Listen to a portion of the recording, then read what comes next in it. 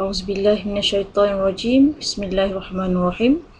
Alhamdulillahirabbil alamin wassalatu wassalamu ala asyrafil anbiya'i wal mursalin wa ala alihi wasahbihi ajmain. Tajuk yang diamanahkan oleh moderator kepada saya pada hari ini adalah kehamilan dan kelahiran, the basics. So topik pun, tajuk pun bercampur kan, English Malay, so saya pun akan campurlah juga English dan Malay mengikut mana yang saya selesa lah.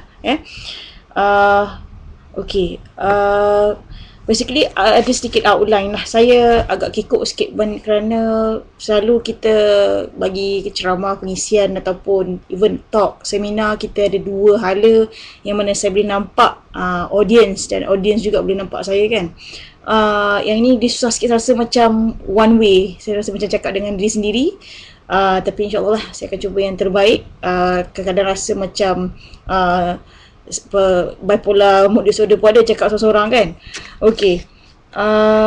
First of all, bila kita bercakap tentang kelahiran dan apa kita panggil kehamilan dan kelahiran ni, sebenarnya dia memang ada di hospital. Kadang-kadang ada yang kita panggil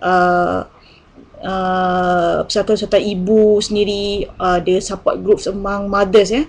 Dia ada buat prenatal class, dan selalunya prenatal class ni suara tak berapa elok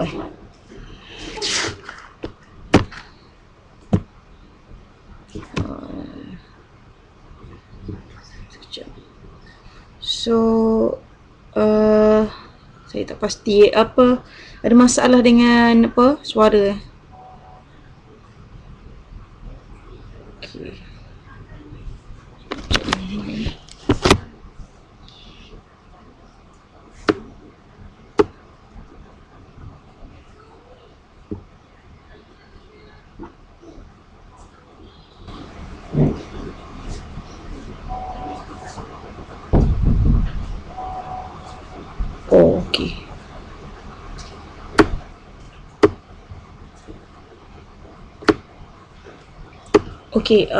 Okey ke?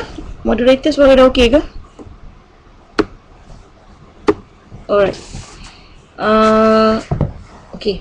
Aku tadi berhenti kat mana? So, basically kita kata pasal crash course. Bila kita panggil crash course untuk prenatal classes ni, selalunya dia it takes sometimes ada yang 3 days course, even they go by weekly course. Dan kalau kita ada satu yang kalau di USM, saya pun salah seorang daripada speaker, kita ada yang about crash course lah, which is it takes at least 8 AM until 2 PM, 6 hours, which is 360 minutes. But now what we have is we only have 60 minutes, omit the 300 in front. So I'll try my best to cram up. Basically nama pun basics kan, we did not go into details. So first of all, saya punya outline of the talk that what I'm going to give is, pertamanya kita cerita sikit pasal fertilization dan implantation, proses kita panggil percantumannya dua benih tu, ovum dan sperma. Kemudian selepas tu apa dia embryological development, proses perkembangan embryologi yang menjurus kepada kita panggil organogenesis ataupun pembentukan organ dalaman, organ luaran bayi. Kemudian seterusnya peringkat perkembangan bayi lah. Seterusnya itu daripada aspek baby. Daripada aspek ibu tu, apa dia berkenaan dengan proses kita panggil ovulation, sedikit lah, tak sentuh in detail. Kemudian normal menstruation, apa yang kita expect terjadi setiap bulan. Kemudian apabila setelah berlakunya kata implantation, the changes in the body, apa dia early pregnancy symptoms that kita boleh expect, and also physiological changes, apa dia perubahan fisiologi and what drives it. Dan kita sentuh sedikit about childbirth. Yang mana childbirth, kalau dari segi perubatan, kita ada 3 stage, 3 peringkat. Kita panggil first stage, second stage and third stage of labour. Kemudian kita ada juga kalau sempat kita cakap pasal related issues, apa yang hangat sekarang di pasaran, hot topics, even comes out in our final exam yang batch lepas lah, my senior tu, pasal home delivery, keluar dalam soalan final untuk masters pakar punya exam kan, soalan final. Okay, kalau sempat kita go through lah. Okay, so first of all kita pergi pada proses kita panggil fertilization. Kalau kata Mak Saleh kata biasa, it takes two to tango kan. So kena ada dua, lelaki dan perempuan. Of course kita kena ada benih lelaki dan benih perempuan. The only wanita yang ada dalam dunia ni yang dihamilkan dengan ayat Allah saja adalah Maryam seorang. Tu je. Yang lain-lain wallahu alam cerita pasal terhamil oleh kata disebabkan pakai adik punya selimut, adik lelaki punya tuala, itu kita pun sendiri tak tahu macam mana, sebab kita tahu it needs a mucoid environment, a very controlled environment. Even kadang-kadang susah pun orang yang nak mengandung sehingga perlukan kepada rawatan fertility, kesuburan kan. Ini simply like that, macam just nak actually tutup cerita sebenar sajalah kalau kita nak kata. Okay, so dia ada kita punya ovum dan sperma. Kalau ikut ovum itu adalah terbentuk daripada peringkat bayi, seorang bayi tu lagi, bayi baby. Waktu baby perempuan ni dia start perkembangan janin dia, memang telah terbentuk dah dia punya kita panggil primordial follicle, yang mana dia mengandungi benih-benih untuk yang akan kita panggil dia maturation later on daripada bayi, peringkat bayi. Manakala untuk lelaki, dia sentiasa dibuat setelah dia mencapai umur baligh dia akan dibuat every 3 months. Dia akan ada pembentukan benih-benih baru. Okey. Kemudian setiap daripada kita panggil benih ni membawa maklumat kromosom. Kalau kita panggil 46XX yang perempuan bawa dan lelaki bawa 46. Bergantung pada dia punya benih itu, ada yang membawa, kalau dalam bentuk half zygote tu dia membawa 23X untuk perempuan, untuk lelaki membawa 23X atau Y. So apabila bercantumnya proses dua benih yang berbeza ni, dia akan berlaku percantuman dua genetic material, yang mana kalau 23X dari seorang perempuan dia hanya akan ada 23X, dia ada sepasang. Kalau perempuan dia punya genetik kita panggil 46XX, lelaki 46XY. Okey. So dia akan membagi kepada dua. Yang perempuan dia akan keluarkan 23X dan lelaki dia memberikan 23X atau Y. So dia akan jadi 46, dia gabung dua, dia akan menjadi 46XX yang menjadikan bayi perempuan, dan 46XY yang akan menjadikan bayi lelaki. So kita kalau kata baby, kalau kenapa anak semua perempuan, kita jangan salahkan perempuan sebab lelaki yang bawa Y tu kita kena tanya kenapa Y itu yang kurang aktif. Tapi memang betul dari aspek kita panggil, kita compare, kita panggil sperm yang membawa X dengan Y, actually X lebih tahan lama lagi. That's why depends on the circumstances. Kadang-kadang kita panggil, kalau dikaitkan, not really kata conclusive study, kata kalau kita panggil kekerapan tu, so ataupun kita kata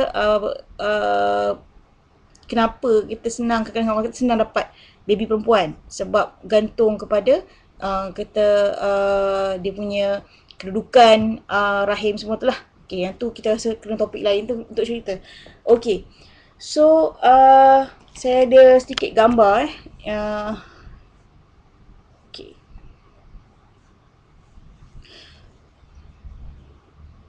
Alright, harap pastinya boleh nampak kot. Okay, kekok sikit Okay, yang ini adalah proses di mana setelah dia fertilize, okay, dia setelah bercantumnya dua genetic material, dia akan berkembang.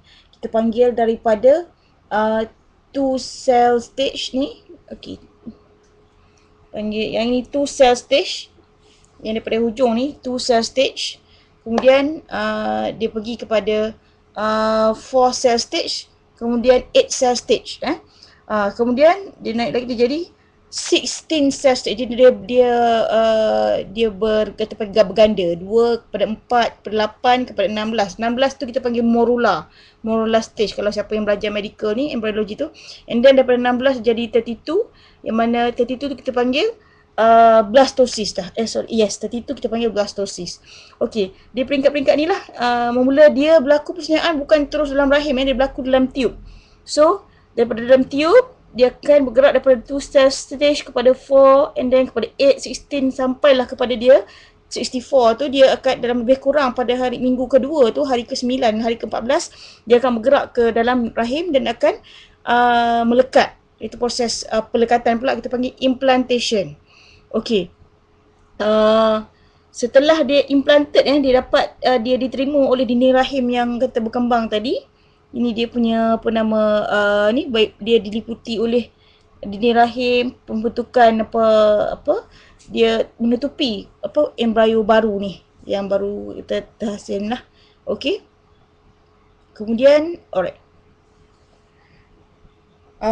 Seterusnya kita setelah kata bila kita test, lepas kita actually ada kita panggil setengah test tu setelah 2 minggu actually proses ni persenyawaan, actually by right dah boleh check whether kita pregnant atau tidak lah sebab ada setengah-setengah yang alat yang dihasilkan dia very sensitif. Dia dapat detect seawal actually 2 minggu janin. Sebab by the time 14 hari tu baby dah implanted, bila dah melekat dia akan start hasilkan hormon HCG. Ini yang didetect oleh banyak alat pengesan kehamilan lah. Kemudian setelah kata baby ni implanted dia akan melalui proses kita panggil embryology dia ataupun organogenesis. Okey. Dalam gambar ni pun dia summarize sedikit, tapi I think will be overwhelmed for you. Okay. Yang ini kalau sesiapa yang belajar perubatan, tapi yang ni dalam buku postgrad lah. Dalam buku undergrad dia akan ada lebih simple simple kita panggil summary lah. Ini for us in the postgrad level, kita tahu sedikit lah where does it start, where does it ends, which weeks. Okay, so kalau saya tengok ini nampak ni, you all akan nampak akan rasa complicated. Okay, so dari segi summary lah, kita kata apa dia yang pertama terbentuk adalah brain, heart, and then eye, and kita punya gastrointestinal tract, kita punya alimentary system, salur makanan semualah. Okay, it starts as early as 3 minggu 3 minggu yang pertama. Okay, kemudian pada 3 hingga 4 minggu selepas brain dengan heart dah mula, this is ongoing process. Dia hanya saya katakan yang mula di mana, dan saya akan beritahu bila dia complete. Kemudian 3 ke 4 minggu dia start dengan face, your face, muka, tulang belakang, spine, and then telinga, and also liver.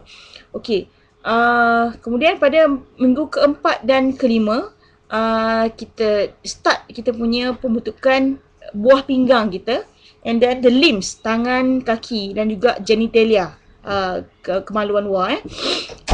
Alright, semua tu start mostly all the process dah start by minggu seawal 3 minggu hingga 5 minggu yang pertama. Okay, bila dia complete, basically jantung complete paling awal 6 minggu jantung dah complete.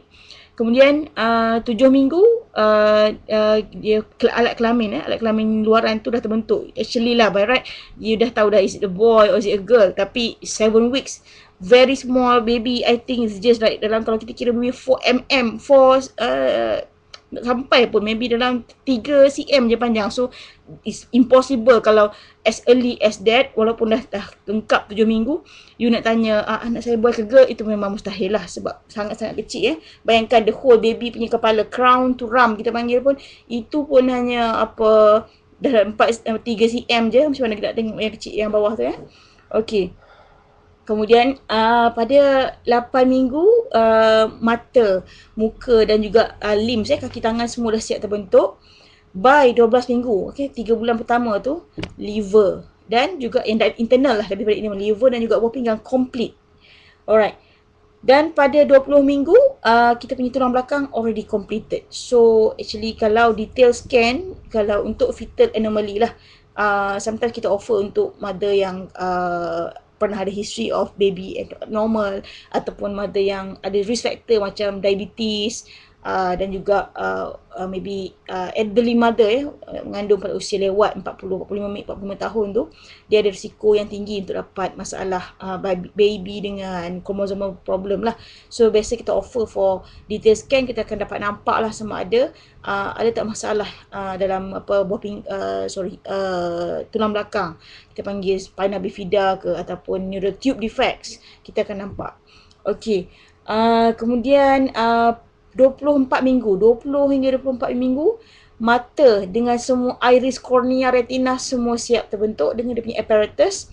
Dan pada 24 hingga 28 minggu, telinga apparatus yang dalam tu, kalau kita student belajar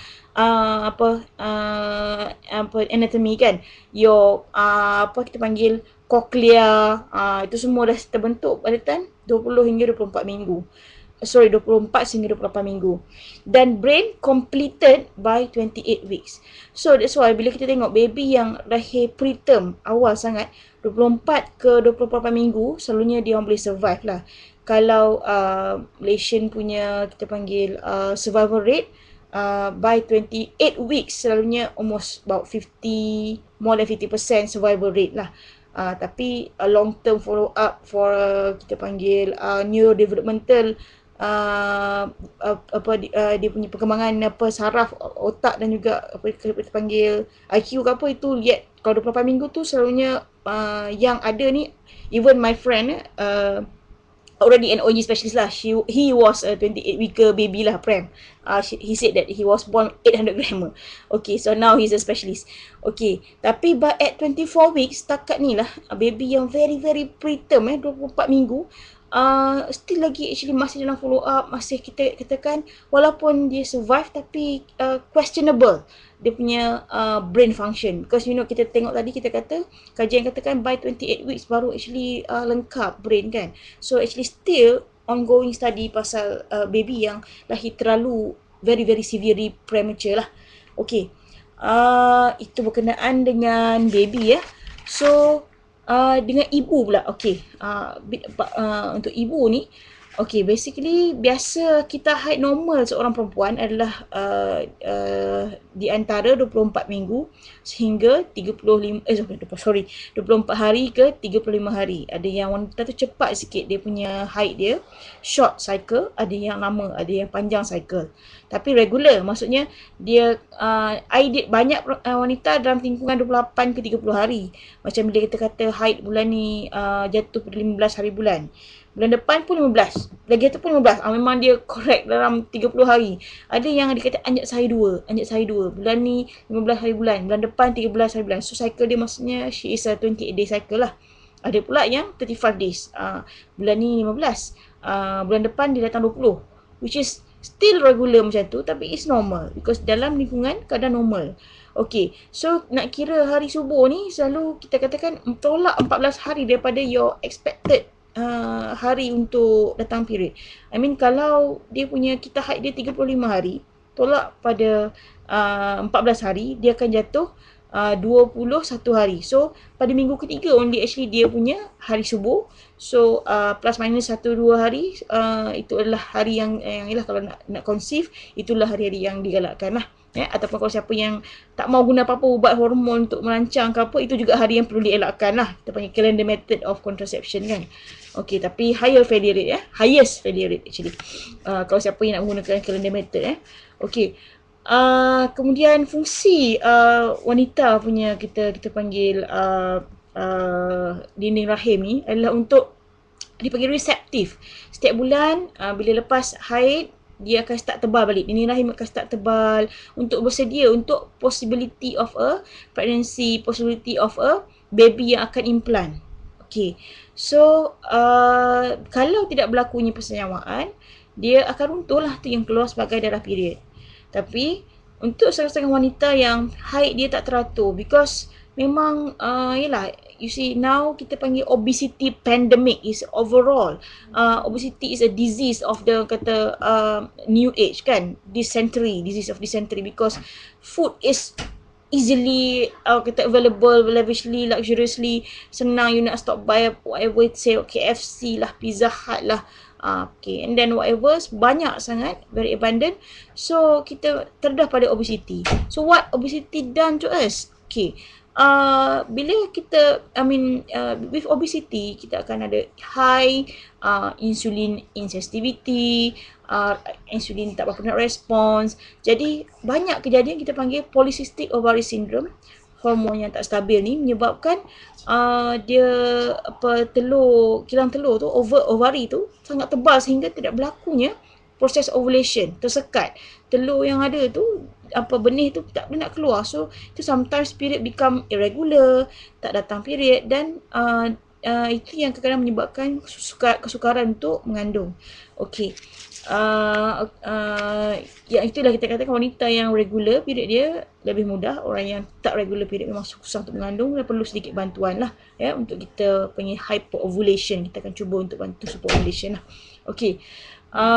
Kemudian perubahan fizikal sewaktu awal mengandung, mainly two hormones we say about, estrogen and progesterone. So mainly is progesterone, placenta hasilkan. Kedua-dua hormon pun tinggi, tapi highest progesterone level, yang itu yang support pregnancy. Even kalau setengah orang yang although it's not proven medically, by a study by right, sebenarnya actually fails to conclude, walaupun ada some different, tapi not statistically significant kita panggil. Dibagi progesterone supplement, kata ubat kuat rahim. Kalau dekat Malaysia ni, kalau GP dia suka bagi, kalau macam datang bleeding sikit tu, dia kata ubat kuat rahim. Actually it's a progesterone preparation. Okay, yang dihasilkan oleh placenta. Okay, basically is the keywords is the word P lah, pregnant. So progesterone and pengembangan, maybe. So when we said we are so pregnant, maksudnya you are so bloated kan. Okay, why? Because everything about progesterone, it dilates you, badan you jadi besar. Okay, and then basically bukan luaran je, dalaman pun sama, which is it affects your blood vessel, your sphincter, and then itu yang kalau kita bila early pregnancy symptom, bila naik the rise of this progesterone hormone ni, sebab it will dilate your blood vessel. First of all, blood vessel, that's why dia even your brain blood vessel pun slightly dilated. That's why you senang rasa headache.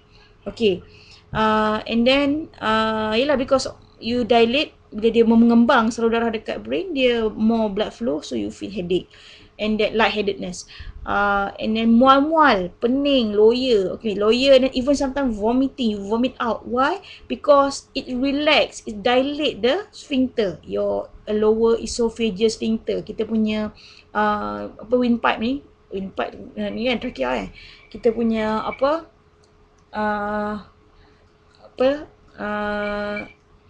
kita punya saluran makanan tu, dekat bawah ni ada sphincter yang nak tahankan by right, nak tahankan makanan yang kita makan daripada projected out. So yang tu dilated, so of course dia akan tolak balik ke atas lah, sebab dah terbuka kan, dia punya sphincter mechanism tu tak intact. Ada minyak pengajian.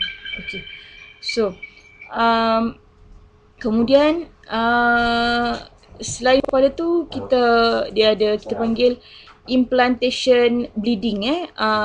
Macam kita nak kata macam ni lah, kita katakan implantation bleeding ni dia nak melekat kan. Kita kata implantation proses ni adalah kita panggil proses nak melekat, pelekatan.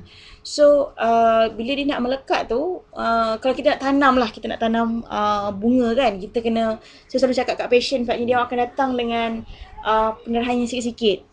Waktu tu selalunya dia dah tahu dah dia pregnant dah, tapi dia risau, dia cemas. So macam kita tanam pokok, kita kena korek sikit tanah tu, bubuh benih, and then kita kambus balik kan. So macam tu lah dia punya proses, lebih kurang dia punya analogi dia.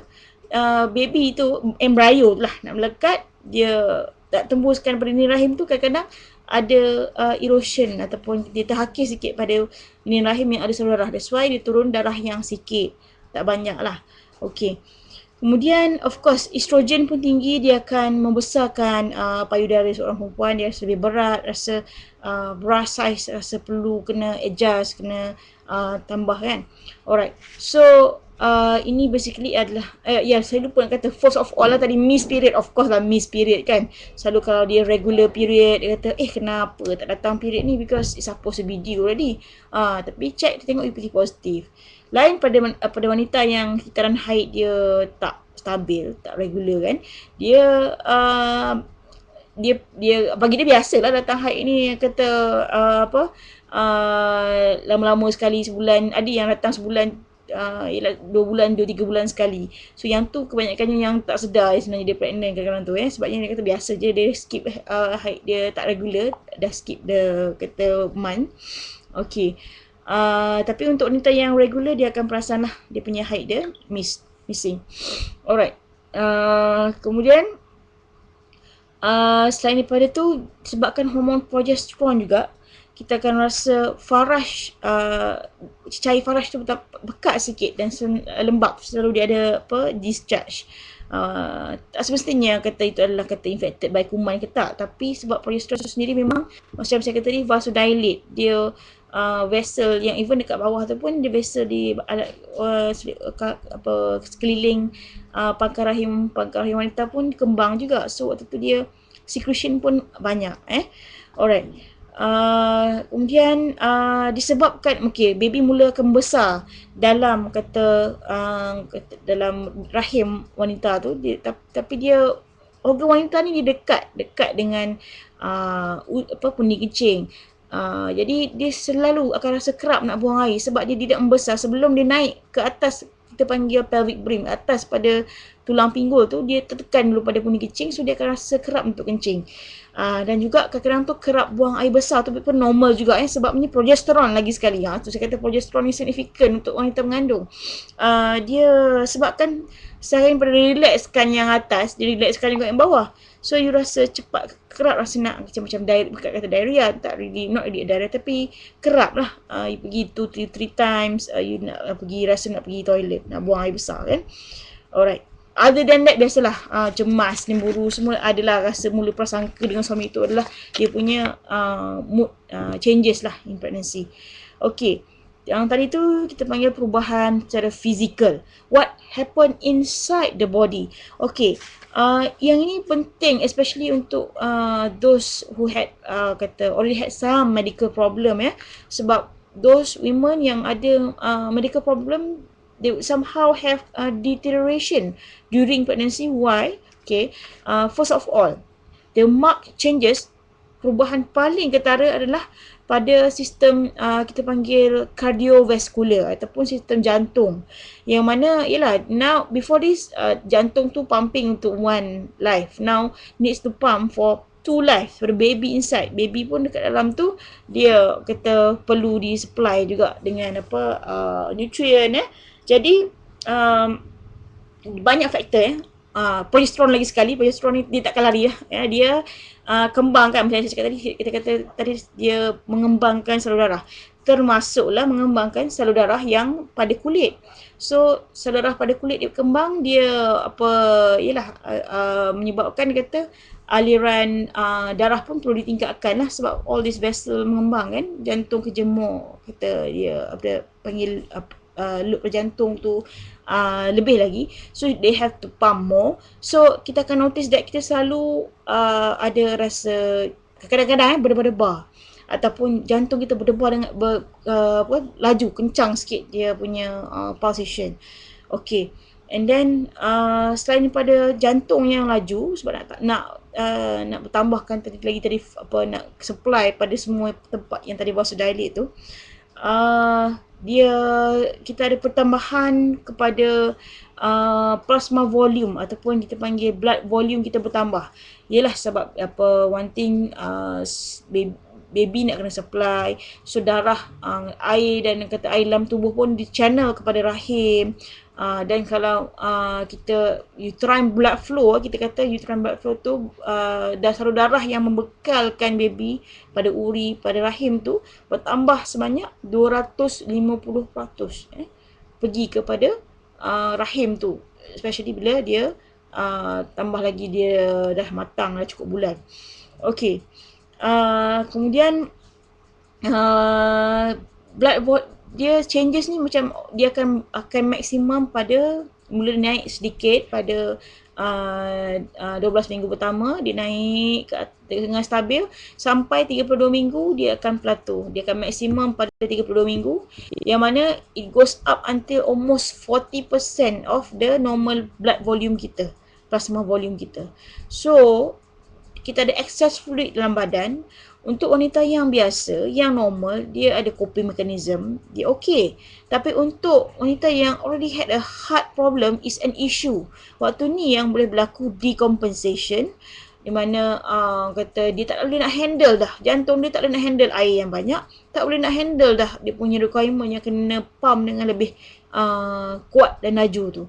So that's why sometimes bagi orang yang ada heart problem in pregnancy, kita akan nasihat by beberapa minggu, 8 bulan tu untuk bed rest di hospital.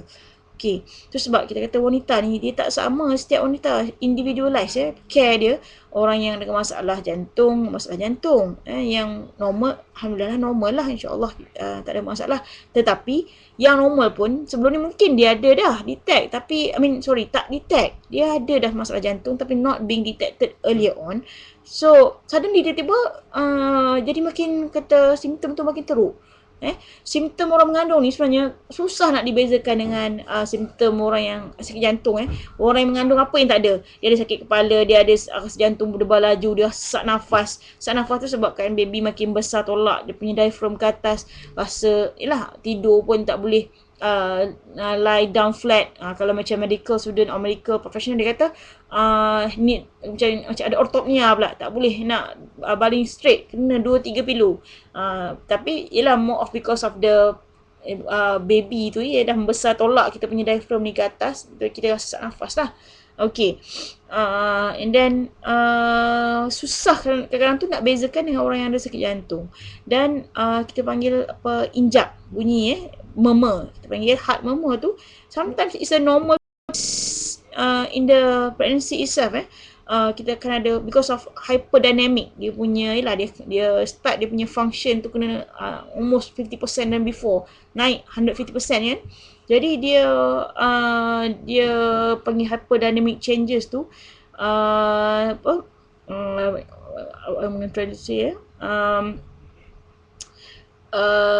dia bunyi murmur tu, injap dia bunyi macam injap bocor, tapi it's just a transient changes in pregnancy saja. Bila dia already delivered, maybe 6 weeks postpartum, selepas pantang tu hilanglah bunyi tu.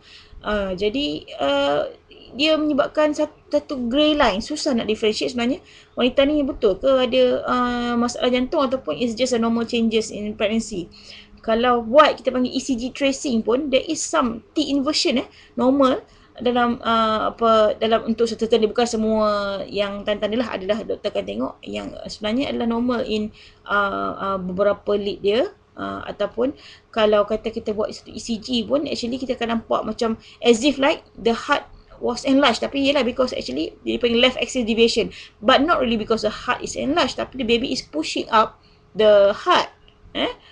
So it makes it difficult in terms of diagnosis. Okay. And then dari segi hematologi again after 20 weeks, because of the plasma volume expansion, dia akan ada kita panggil physiological anemia.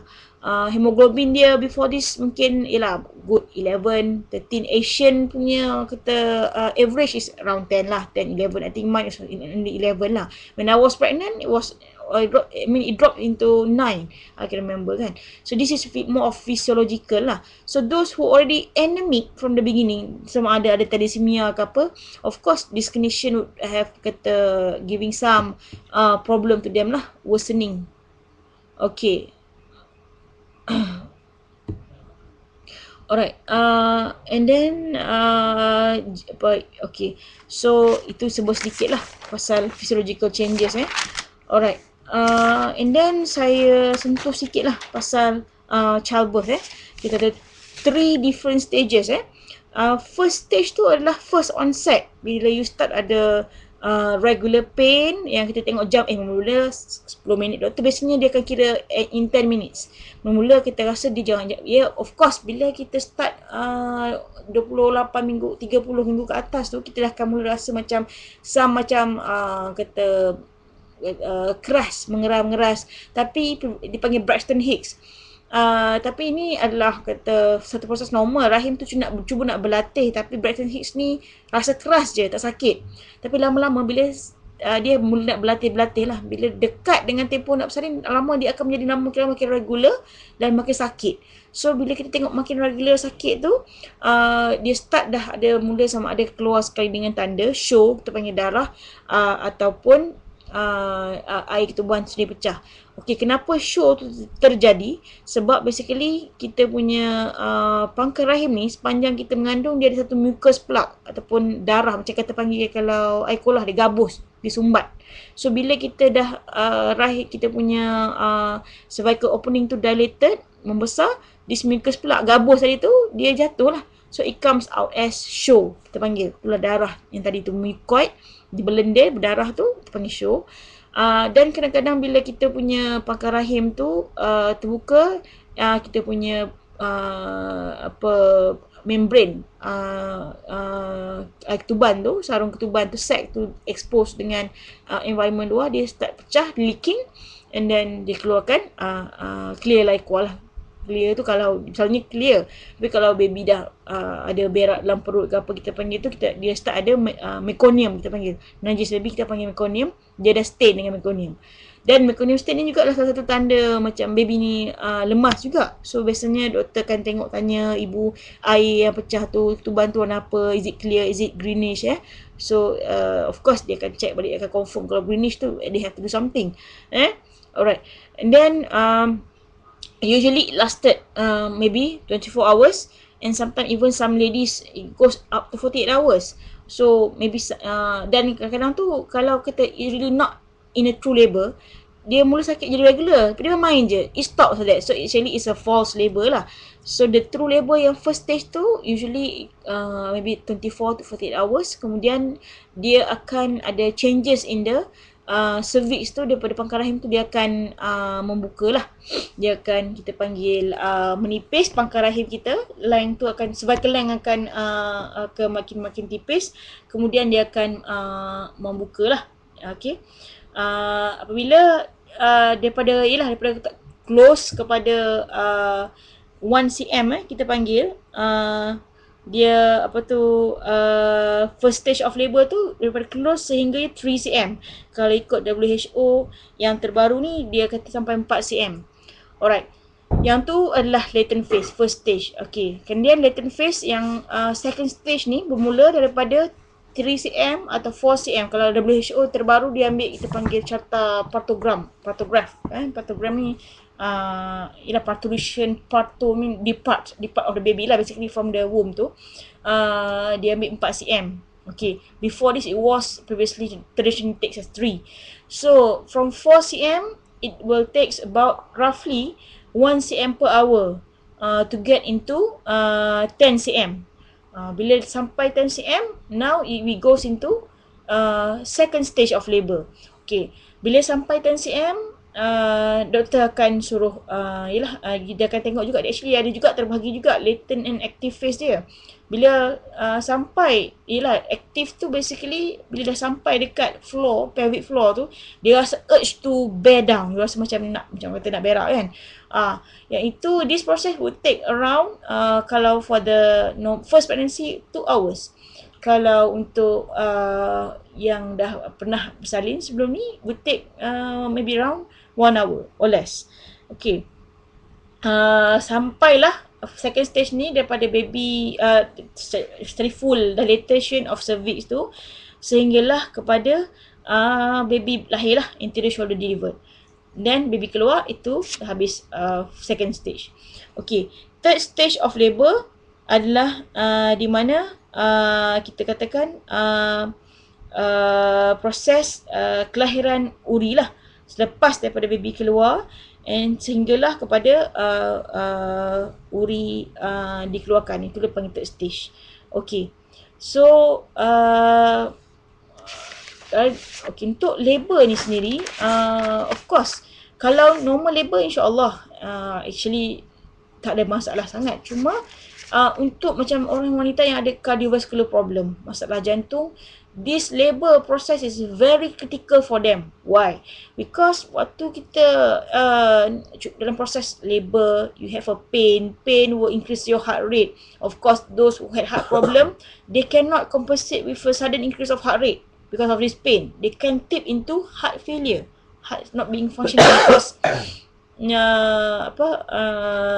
because of the difficulty nak top up lagi, because of jantung tu makin lama perlukan untuk kita increase the heart rate alright, and then plus dengan rahim kita contraction, dia akan menyebabkan kita panggil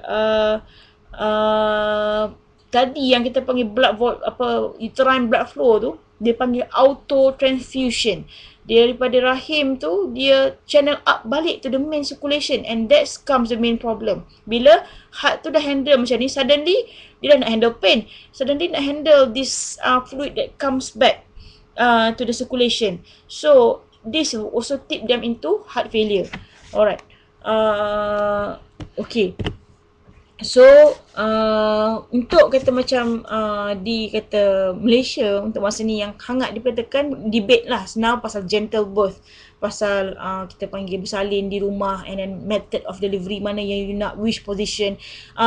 Okay, basically I'm also one of the speaker for breastfeeding promotion lah. Okay, memang kalau ikutkan ni lah, why relates to breastfeeding, because salah satu daripada talk tu is birth practice and how it helps the mother in terms of the kata pandangan dia terhadap baby, dan juga dia punya kata motivation untuk breastfeeding lah. Okay, basically mother tu ialah kalau ikut this slide, dia kata you can choose any position you want for labor. But of course, that's ideal lah. Kalau kata I think dekat UK, di western country, they a bit kata relax in this matter. Even the hospital dia memang ada tempat whereby you boleh choose your you nak duduk dulu ke apa ke, you nak jalan ke apa, nak duduk atas ball ke apa. Tapi memang dekat Malaysia ni still, unfortunately you still bounded to bed and then strapped with the CTG, meaning that yang check jantung baby dan kekerapan contraction tu, dia strap dengan tali getah tu lah. Okay, and then maybe you are actually some more, you had the IV line drip masuk dekat tangan. Alright, tapi untuk kata kelahiran di rumah, yang saya faham, even kawan-kawan saya yang masih lagi di Dublin, di Ireland tu, practice of water birth pun sekarang ni katanya, walaupun dia bagi first stage tu dekat birth in the water tu, tapi dia suruh, bila sampai baby nak keluar, dia suruh bangun, dia suruh duduk di katil, apa yang saya faham sekarang lah, kawan yang masih lagi tak balik lagi bekerja lagi di Ireland. Okay, dari aspek kelahiran di rumah ni, kan baru-baru ni kita dikejutkan dengan beberapa kes kematian, terutama dengan the one who's championing it, dia punya campaigner yang sadly that she died at home. Dia adalah somebody yang really strong supporter of home birth, dan dah takdir Allah, dia pun meninggal kat rumah waktu childbirth. Dia lah second child. Personal opinion as a obstetrician, trainee, and then going to be obstetrician soon, specialist obstetrician later on. Bagi saya, kita berpegang pada prinsip kita tawakal betul. Kalau semua kata okey tawakal, macam lah dekat hospital tak ada kejadian meninggal waktu lahir, ibu meninggal waktu lahirkan anak. Jangan hide. Adalah yang sangat-sangat cakap macam tu. Not to say we are hiding, tapi kita dalam environment yang sangat terkawal. Kalau kita nak serahkan konsep tawakal ni setelah kita berusaha, fa iza azamta fatawakkal 'ala Allah. Fa iza azamta, dalam konsep azamta tu kita dah cuba sehabis-habis. Kita nak condition yang paling terkawal, paling selamat, in case mother has complication, ada support by the obstetrician, in case baby ada distress, baby ada masalah, ada support directly terus dapat tengok by doktor yang menjaga baby, or perlu pada kata admission ke apa neonatal intensive care ke apa, is already readily there. So kita dah siap dia punya persiapan, dan with this persiapan yang lengkap, jika berlaku sesuatu maka kita serahkan pada Allah. Waktu itulah, bukan nak kata kita alah kita bertawakal, kita duduk kat rumah pun tak apa, memang kalau nak meninggal kat mana pun boleh. Betul, malah betul, tapi adakah kita cukup dengan persediaan tu?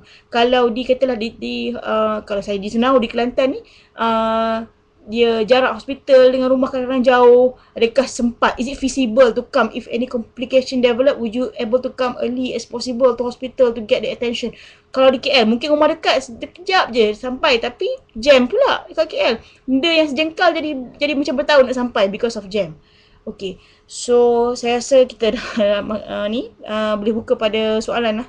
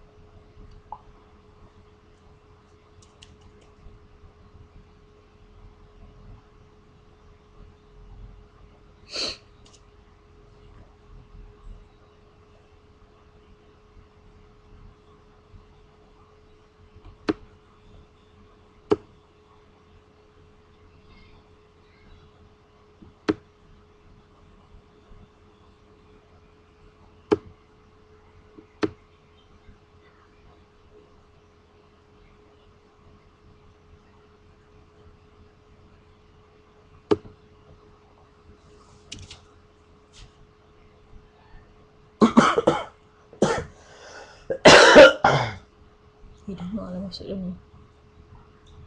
Dah juga.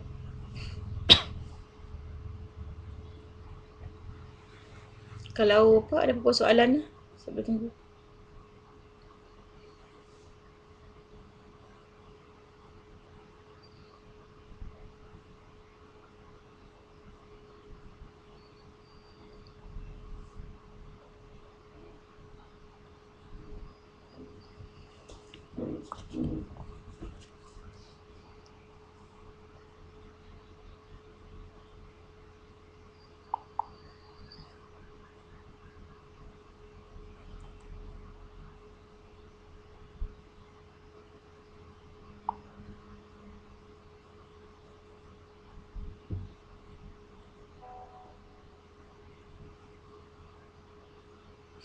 Okay, ada 3 dah soalan yang saya dapat yang sini. Okay, yang pertama, apa cara nak kurangkan rasa mual semasa mengandung?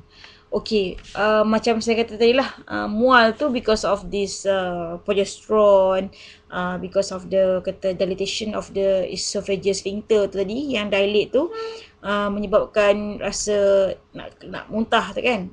Okay, so selalu dia kita panggil pun morning sickness, selalunya waktu pagi lah, dia akan rasa lepas waktu bangun tidur tu, nak bangun tu dia rasa muntah.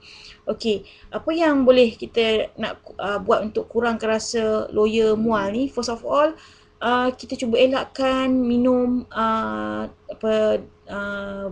yang bersusu, especially waktu pagi tu lah. Of course, makan benda yang bersusu dia likat, you feel like kata vomiting. And then boleh minum some fruit juice yang ada sedikit masam-masam, selalunya it helps lah untuk kurangkan rasa loya lah. Kalau loya masih lagi teruk juga, actually it's okay, it's no harm that you can take kita panggil antiemetics, ubat untuk tahan muntah, Maxalon. Okay, kita ada Maxalon. Even sekarang ni ada satu preparation yang siap ada dengan vitamin B, Veloxim. Bateri. Okay, and then setakat ni itulah cara dia. Dan cuba jangan makan banyak, sekali makan banyak. Dia memang of course you akan rasa nak muntah. So makan dalam kuantiti yang sedikit tetapi kerap. Contohlah kalau biasa makan nasi biryani, elakkan makanan berminyak sebenarnya. Tapi kalau nak juga nasi biryani kan, yelah you ada keinginan yang kuat untuk makan kan. Yelah, first of all biasanya 3 bulan pertama tak selera sangat, you rasa nak muntah. Okay, so kalau nak makan, basically whatever you biasa makan satu pinggan tu, you boleh divide into 2 or 3 portion and makan balik selepas 30 minit atau 1 jam. Okay, so kita lebih galakkan frequent divided small meal. Okay, yang kedua soalan, boleh terangkan berkenaan air selusuh. Okay, air selusuh ni, alright.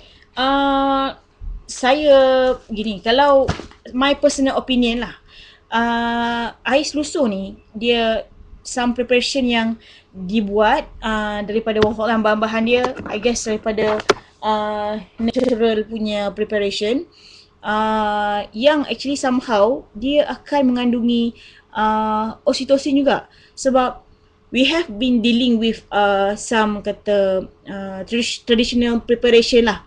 We have some experience dengan this traditional preparation, alternative medicine memang bila kita tanya balik, bila sebab tengok pelik sangat dia punya sakit dan juga dia punya contraction tu yang detected dekat dia punya CTG machine tu. CTG machine yang saya kata tadi tu, yang strap dengan tali getah tu, very frequent.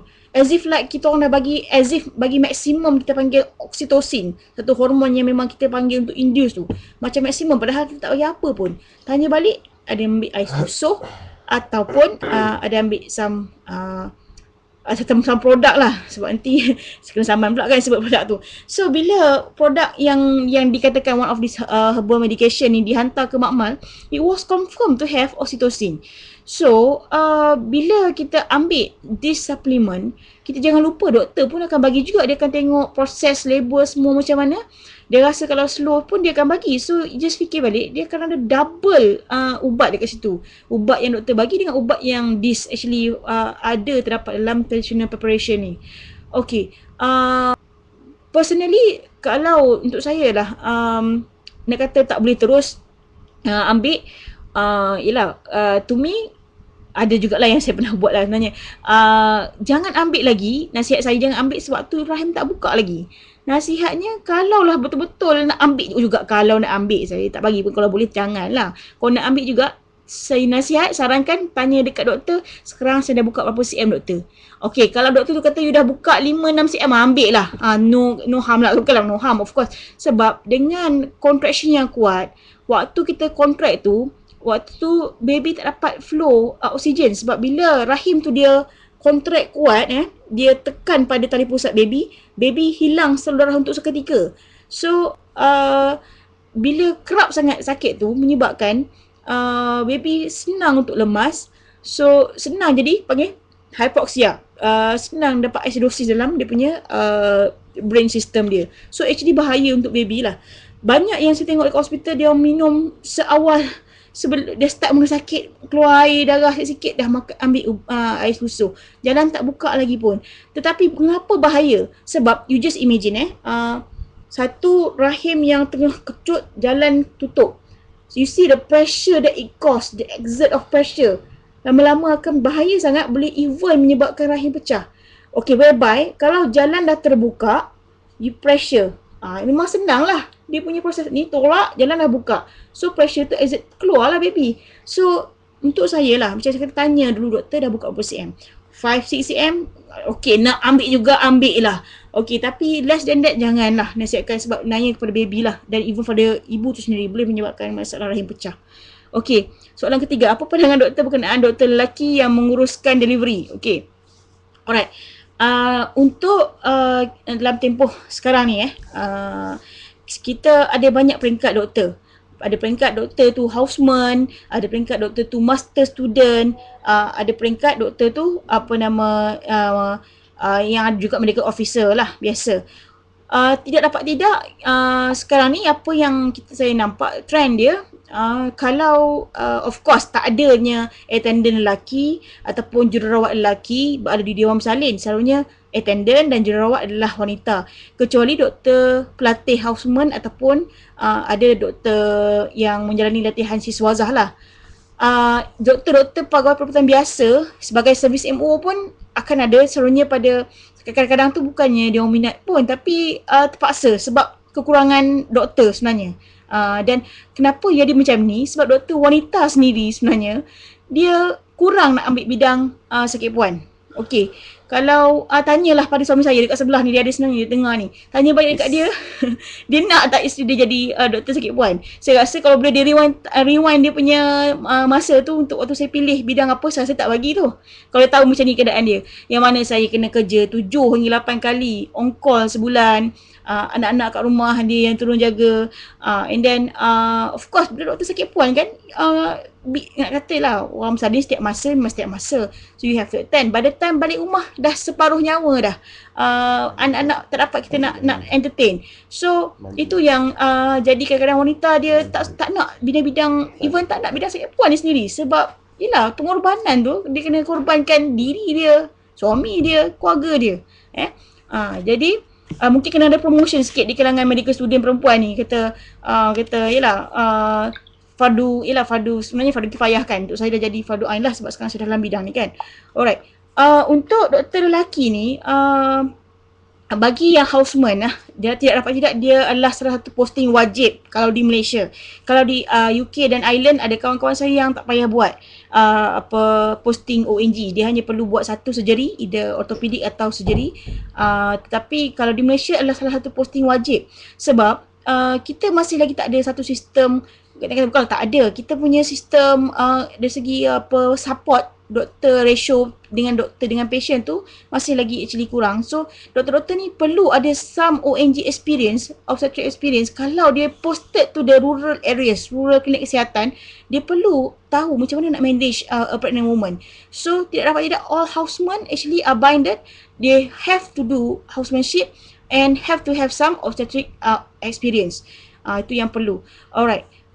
Untuk master student sekarang ni di Malaysia lah saya tengok, in the mastership my batch, only ada out of 24 taking the final exam ni, ada 3 orang je lelaki. Sebab nampak dah ada dari segi kata kontrol kat situ, dah ada kontrol lah, ada kesedaran kat situ. So master program dekat Malaysia setakat ni memang kalau di USM saja, batch saya memang yang nak ambil exam ni semua perempuan. So kita yang even sebab ada ialah kesedaran tu, memang banyak ambil perempuan lagi lah. Tapi ada lagi exam yang macam MRCOG UK based exam, yang tu kita tak boleh nak kontrol lah, sebab semua yang minat, ada yang minat juga. Ada yang minat untuk bahagian ni, dia akan ambil lah. So untuk in terms of kita panggil latihan, dia perlu, contohlah kata as simple as you pergi naik flight, ada kecemasan, ada somehow somebody need to deliver. So dia tengok last right, oh ada seorang Dr. Azwan, dipanggil. Doktor ni pula tak pernah ada experience nak sambut baby, langsung tak ada. So macam mana dia nak sambut dalam situasi macam tu? Orang klinik pun kata, ni kata doktor tapi how come? Sebenarnya sebab dia tak pernah ada experience. At least you kena ada some kata latihan. Okay, dan sebelum ni saya masih ada lagi pakar-pakar atasan saya yang especially lah subspecialty in a gynae oncology.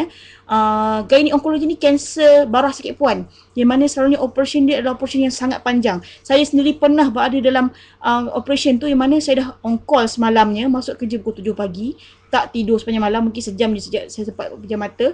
Masuk this operation yang semalam dah tak tidur semalaman, masuk operation dia start pukul 10 pagi, tak habis-habis sampai the next pagi pukul 2 pagi. So bayangkan macam mana. Masih lagi kita tahu lelaki ni kuat lagi, ar-rijalu qawwamun 'ala nisa. Dia orang punya daya segi kata daya kekuatan lelaki tu memang lebih daripada perempuan. Dekat sini ada juga actually some ruang yang kita perlukan dia orang dalam bidang-bidang subspecialty. Dan of course tidak dapat tidak, kalau dia nak masuk subspecialty in this gynae oncology, dia kena ada some basic ONG juga. So dia mesti juga melalui training in ONG, termasuk kelahiran. Sebab logbook kita ada dia nak 100 deliveries, dia nak 100 cesarean section, dia ada logging case dia ada. Alright. Soalan yang okey, macam tadi berkenaan lelaki yang menguruskan delivery. Boleh sekiranya saya rasalah itu hak seorang wanita tu untuk minta. Tetapi dari pergi aspek doktornya sendiri pula, kalau dapat dia uruskan, berkata okey tak apa, saya boleh tolong carikan doktor perempuan untuk puan, tak apa. Tapi kalau lah waktu tu yang ada paling pakarnya adalah doktor lelaki tu dan perlukan pendapat dia dalam kes contoh abruptio placenta, uri lekang dengan tiba-tiba. So dia perlu pendapat dia nak assess sendiri. So yang tu tidak boleh nak elak lah. Tak boleh nak elak, perlu juga kepada penangan yang lebih pakar lah, ya, yang paling senior waktu tu.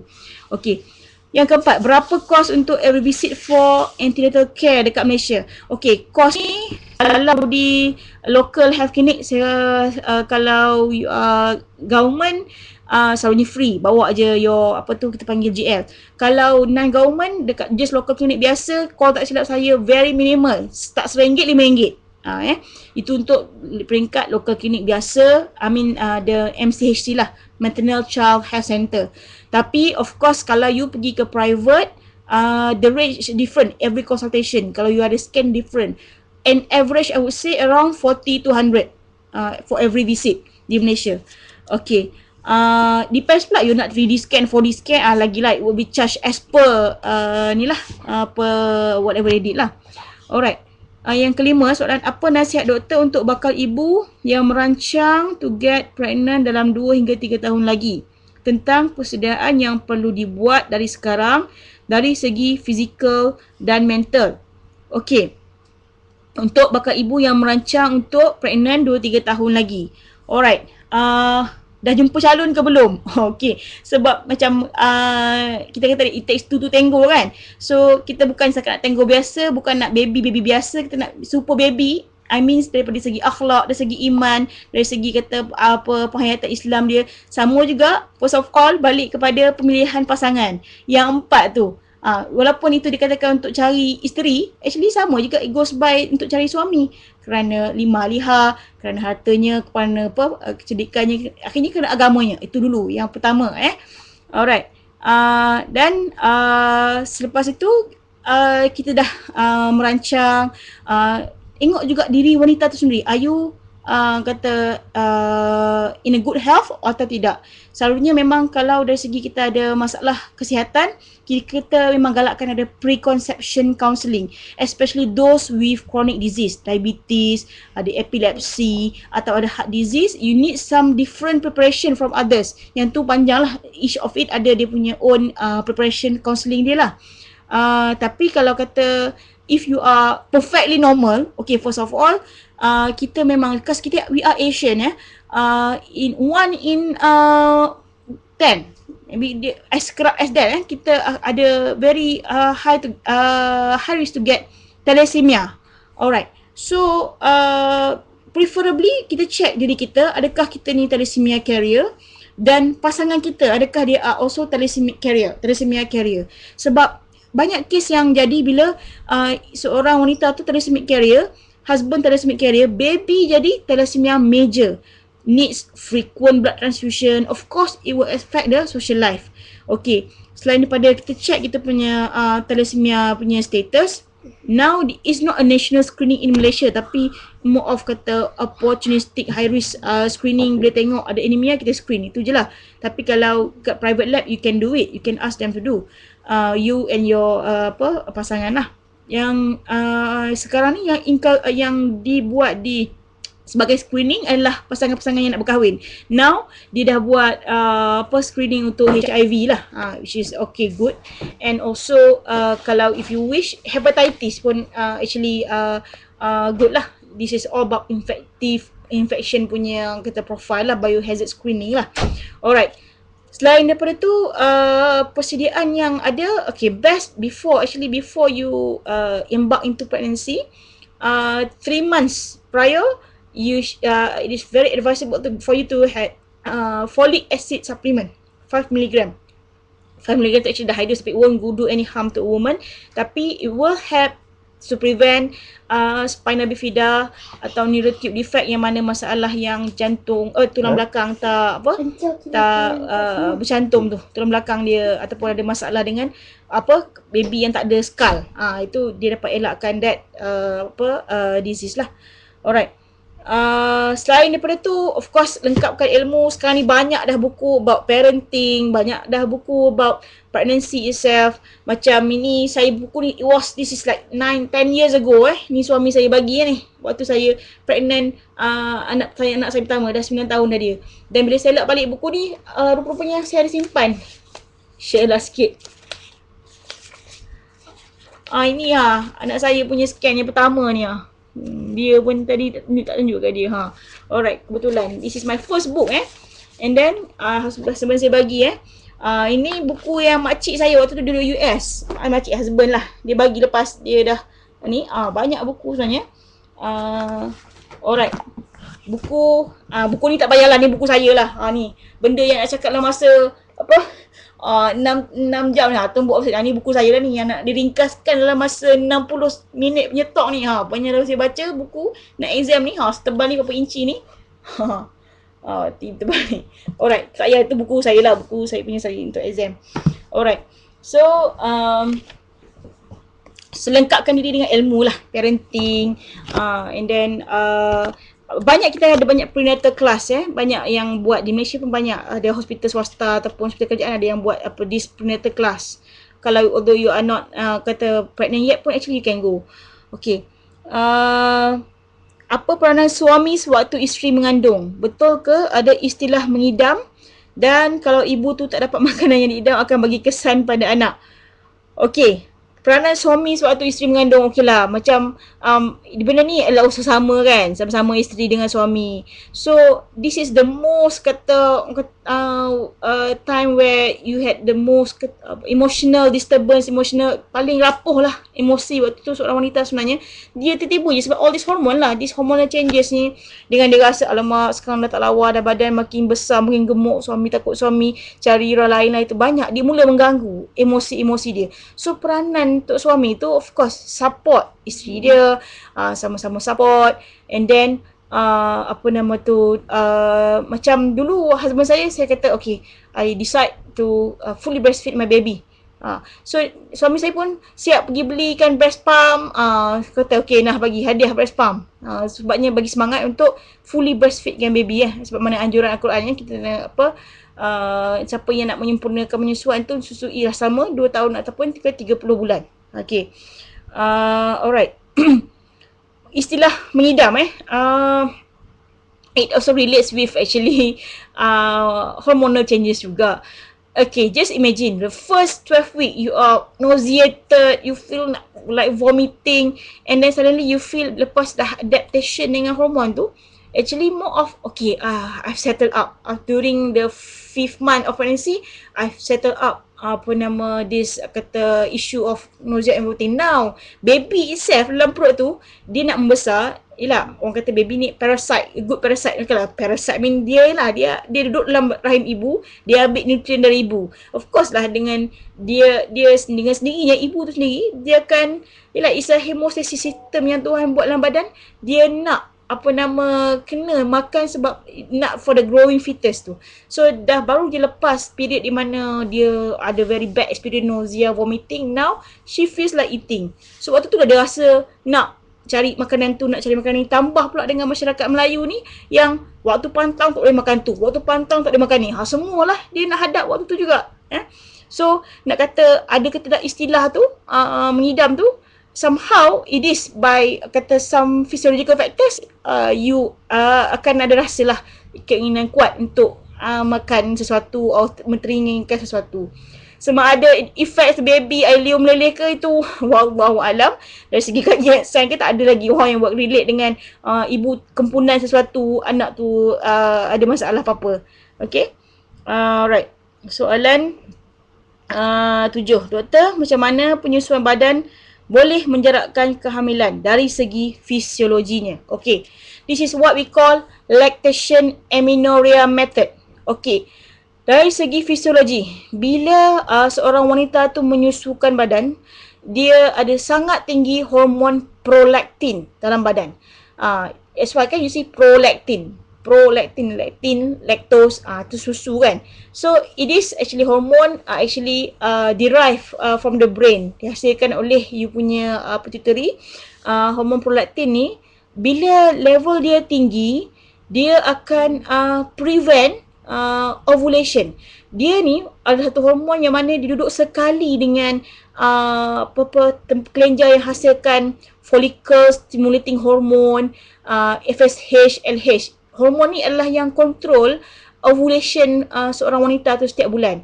Dia control the recruitment of follicle yang bulan-bulan nak dalam period tu. Dia control. So somehow bila dia punya level ni tinggi, dia pun akan sama-sama tinggikan level hormon FSH LH tu. Dia menyebabkan negative feedback mechanism, dia stopkan ovulation untuk seorang wanita. So that's why actually dia tak ovulation. So that's why dia tak datang period. Dan dia tidak kata tak adalah telur bulanan. Ovulation means telur bulanan tu kan keluar masuk ke dinding rahim, yang proses tadilah yang bergerak untuk persenjawaan, persediaan dinding rahim tu. So that proses tak adalah. Tetapi dia hanyalah effective only for 6 months. Why? Because it needs to be kriteria untuk jadikan dia lactation amenorrhea method ni adalah perlu fully breastfeeding. Baby is not on anything except your breast. Nak kata. So, hanya breastfeeding sahaja. So, bila by 6 months, sebenarnya kita dah bagi makanan tambahan, dah start bagi porridge kan. So, it is no more effective. So, tapi sometimes you still lagi tak period. Tapi, you punya ovulations dah jadi. So sometimes how woman dia breastfeeding tapi tiba-tiba dia terpregnant. Sebab dia tak datang period. Sedar-sedar tak datang tu sebabnya dah sambung lah terus dah dengan pregnancy. So whatever it is, you still have to have some other methods of contraception. More so pasal contraception ni untuk those women yang nak breastfeeding, kita galakkan progesterone only. Although some study says that you can breastfeed with combine OCP yang low estrogen level, tapi best is progesterone only. Dan progesterone only ni dia ada a few preparation. Dia ada pill. Pill dia very kita panggil strict. You kena makan the same time kalau boleh every day, the same time, tak lupa. Once terlupa, you easily gets pregnant. Tapi dia ada beberapa preparation. Kalau tak makan pil, kita ada injectable, inject dekat muscle 3 bulan sekali, ataupun kita buat implant under beneath your skin tu, yang tu untuk 3 tahun. Okay, so my personal choice lah kenapa I choose the one implanted underneath the arm tu. Because it's easy for me. With my busy life, sometimes I tend to forget to makan ubat kan. So, I choose something. Yelah, kalau nak bagi 3 bulan sekali, rasa macam boleh tahan juga sakit dekat, kena intramuscular kat punggung kan. So, saya bagi sekali sakit, 3 tahun sekali buang. Itulah. Alright. So, somehow, macam kita kata kalau nak breastfeeding, it only stays effective for 6 months. Not more than that. Okay, so kalau you the best is kalau boleh kita spacingkan anak. Kalau you don't have any rush, macam age is a factor, you nak completekan anak cepat, you nak cepat-cepat pregnant balik, tak apalah, fine. Tapi if you're still young, you still have time, the best is for you to have a 2 years interval to avoid anemia sebab baru nak build up, baru lepas childbirth you beranak balik, of course bila you akan ada problem dengan anemia. Alright. Berapa pula cost untuk pill contraception kat Malaysia? Yang itu depends on what pill. Alright. So, okay. You nak breastfeed ke tak nak breastfeed? Okay, fine. Alright. Basically, kalau kita ada a few methods lah. Kita panggil combined oral contraceptive pills, which is ada estrogen dengan progesterone. It mix. Dia adalah, kalau ada yang ada dengan gadget tu, kita panggil Mercilon. Dia ada gadget dia yang ada timing dia bunyi, dia timer dia, it's time for your ubat kan. Yang tu mahal lah. So ada pula yang ada satu, depends on what comes with the tablet tu. Ada yang nak macam less weight gain lah, ada kurang, dia ada banyak type of course the more catchy it is, the more macam dia punya promotion, dia kata this is the best, lagi tinggilah harga. In average, it is around RM20 lah. Average RM20 to RM30 per pill. Depends on the brand and the type. It can goes up to RM50 per month. Okey. Tapi kalau Depo Provera yang inject 3 bulan sekali tu biasanya harga dia RM30. RM30 sekali inject. Alright. Itu harga, saya tak sure harga terbaru ke tak, tapi RM30. Tapi sebenarnya ubat-ubat ni kalau you go to the LPPKN, it is actually subsidized. Ada dekat Malaysia ada LPPKN kita panggil tu. Dia murah lah. And for me, saya pakai Implanon tu untuk 3 tahun. Harga dia adalah, kalau di LPPKN, but it was 3 years, sorry, dah 6 tahun. 6 years ago, harga dia 320. Tapi baru ni saya top up balik untuk habiskan exam masters ni. Harga dia dekat, saya tak pergi ke LPPKN, saya pergi ke private, it was 420 untuk 3 tahun. So, you boleh kira lah cost tu mana satu yang actually kata cost effective kalau ambil setiap bulan RM30 kalikan dengan 12 bulan, 30 bad mathematics. RM30 sebulan kali dengan 12 kali dengan 3 tahun, I think implant pun actually cost effective juga. Tak payah nak makan tiap hari Okay. Ada apa soalan lagi? Saya pun dah nak masuk maghrib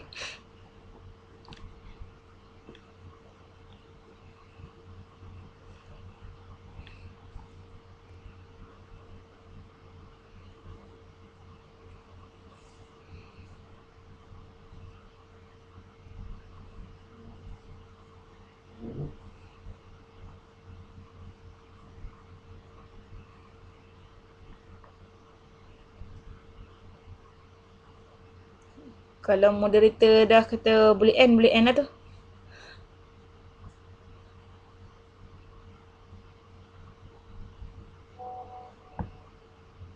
Okay, moderator pun dah kata dah itu je soalan-soalan yang ada. Okay, saya rasa saya boleh end dekat sini. Saya pun dah nak prepare nak sembahyang maghrib. Okay, sungguhnya apa yang baik itu adalah daripada Allah. Dan apa yang tidak memuaskan hati itu adalah daripada kelemahan saya sendiri. Okay, kalau sekiranya rasa perlu beneficial, Alhamdulillah boleh sampaikan kepada orang lain. Dan kalau perlu pada session yang akan datang, just contact lah saya. Boleh juga kalau nak email, kalau saya boleh jawab tu, drhajjah@nurul@gmail.com. Okay, kalau saya sempat saya balas. Okay, tangguhkan majlis dengan tasbih kafarah dan surah Al-As.